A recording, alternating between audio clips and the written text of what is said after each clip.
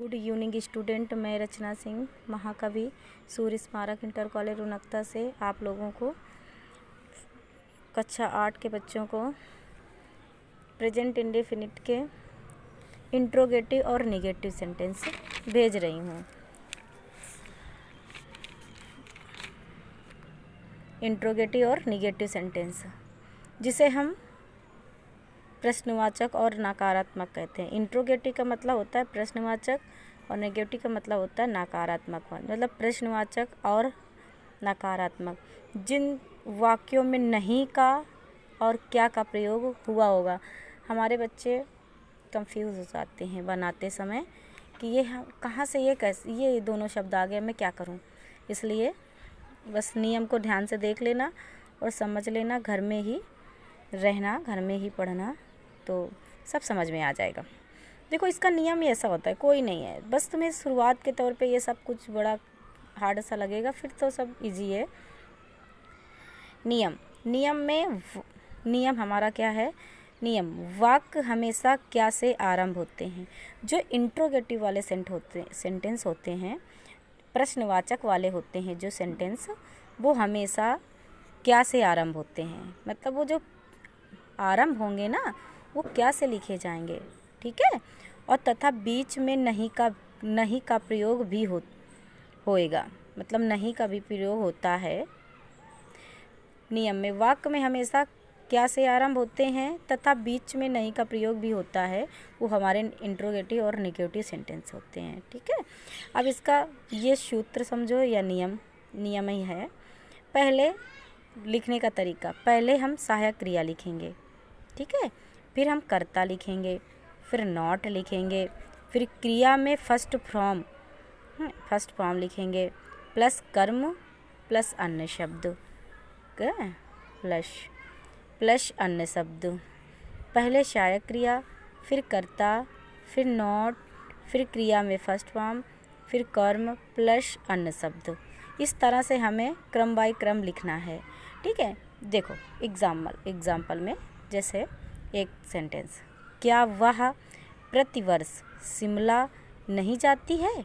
क्या वह प्रतिवर्ष शिमला नहीं जाती है? देखो, इसमें हमारा क्या भी आया, ठीक है, और इसमें हमारा नहीं भी आया।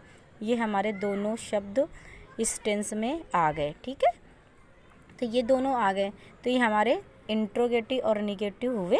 हाँ, मतलब ये हमारे इंट्रोगेटिव और निगेटिव सेंटेंस हुए। तो ये हमें ये देखो, जाती है मतलब लड़की है, वह, तो वह में हमारी जब होता है सी, तो ये कर्ता के हिसाब से यहाँ पे हमारी सहायक क्रिया लगेगी। तो वह हमारी एक है, लड़की है, तो पहले सी की इसमें सहायक क्रिया एक है ना, तो हमारी जो होगी सहायक क्रिया वो हमारी डज लगेगी। हाँ, एक वचन में बताया था ना कि डज लगती है, बहुवचन में डू लगती है। प्रेजेंट इंडेफिनिट की जो सहायक क्रिया होती है वो डू डज होती है, मैंने बता चुका है। और अब देखो, does she not go to Shimla every years, प्रतिवर्ष, एवरी ईयर्स है। डज सी, वह एक वचन की बात हो रही ना, तो इसलिए हमने इसमें डज लगा। Does she not go to Shimla every years बन गया। और इसमें ये और है, इसमें हमारा जो प्रश्नवाचक चिन्ह जरूर लगेगा, ये तभी हमारा ये जो इंट्रोगेटिव वाले सेंटेंस होते हैं तभी पूरे होते हैं। दूसरा सेंटेंस देखो बेटा, क्या वह एक पत्र नहीं लिखती है? क्या वह एक पत्र नहीं लिखती है, ठीक है। इसमें भी हमारी एक ही वचन है, तो does she not writes a letter, she does not write a letter बन गया। ये प्रेजेंट इंडेफिनिट के इंट्रोगेटिव और निगेटिव सेंटेंस होते हैं। अरे आप बच्चे कक्षा 8 के काफ़ी बच्चे समझदार होते हैं, जैसे इतने छोटे छोटे, अगर उन्हें टेंस आएंगे तो इंट्रोगेटिव और निगेटिव ही बना लेंगे। प्रश्नवाचक में अगर इंट्रोगेटिव आते होंगे तो इंट्रोगेटिव निगेटिव भी कर लेंगे, निगेटिव आते होंगे। देखो, कुछ हमारे इंट्रोगेटिव के बीच में कुछ वाक्य ऐसे भी होते हैं जिनमें बच्चे हमारे जल्दी समझ नहीं पाते। देखो, ये वाले हमारे जो शब्द हैं, इनको हम इंट्रोगेटिव ही सेंटेंस में यूज करते हैं। जब हम इंट्रोगेटिव सेंटेंस बनाते हैं ना, तो इन वाक्यों में ये वाले शब्द हमारे टेंस में आते हैं वाक्य बनाते समय, तो बच्चे हमारे समझ नहीं पाते, गलतियाँ कर देते हैं। जैसे वाट, वाट मतलब क्या। जैसे कोई सेंटेंस होता है कि वह लड़का सुबह क्या करता है, तो वह लड़का सुबह क्या करता है, उसके बीच में हमारा क्या आया। ठीक है, तो इसमें बच्चे हमारे समझ नहीं पाएंगे कि वह बच्चा सुबह क्या करता है, तो इसमें क्या हमारा आया टेंस के वेग में। तो ये हमारे जो हमने एक साथ इसलिए लिख दिया है कि कंफ्यूज ना होना। ये इतने जो जितने शब्द हैं, ये जो क्या, क्यों, कैसे, कहाँ, कब, कितने, कितना, किसका, किसको, ये जितने भी शब्द आएंगे तुम्हें, ये जितने भी शब्द आएंगे वाक्य में, किसने किसको मारा है, तुमने कितना सुबह खाना खा रहा था, ऐसे आएंगे शब्द। तो उसमें तुम्हें घबराना नहीं है, उसमें ये इस तरह से बनेंगे। ये सब शब्द, ये जो सारे शब्द हैं, ये प्रश्नवाचक वाक्य होते हैं। ठीक है, अगर वाक्य बनाते समय ये शब्द बीच में आए तो इनकी अंग्रेजी सबसे पहले बनती है। ये हमारे जो शब्द हैं, ये हमारे प्रश्नवाचक में ही आते हैं। इन शब्दों को जब हम टेंस बनाते हैं तो इनकी अंग्रेजी जो है ना सबसे पहले बनाते हैं। जैसे सेंटेंस देखो, वह कहाँ रहती है, वह कहाँ रहती है। ठीक है, तो देखो कहाँ की जो है ना, कहाँ की आई वेयर। अब एक ही बच्चा है ना, तो वेयर फिर डज लिव। इसमें ये है कि पहले हमारी कहाँ की बनेगी, फिर सहायक क्रिया लगेगी, फिर लिव हो जाएगा, रहती की क्रिया आ जाएगी। बस इसी तरह से मतलब हमें जो है ना, इस ये इंट्रोगेटिव जो हमारे सेंटेंस है ना, हमारे इसी नियम से बनाना कि पहले सहायक क्रिया, फिर कर्ता, फिर नॉट, ऐसे है मतलब। तो ये जो हमारे शब्द आएंगे इनको बस पहले लिख देना है। जैसे वेयर डज लिव हो गया।